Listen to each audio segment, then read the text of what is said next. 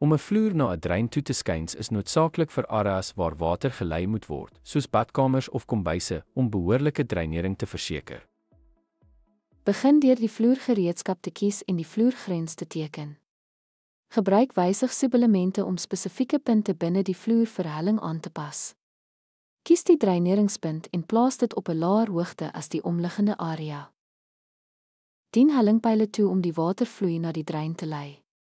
Stel die hellingswaarde in om die nodige hellingshoek vir doeltreffende dreinering te skep. Voltooi redigering en maak seker dat die toonhoogte stem ooreen met die modelvereistes. Om vloere teen vloerdreine te skuins is 'n belangrike ontwerpstap wat verseker funksionaliteit en behoorlike waterdreinering in nat areas.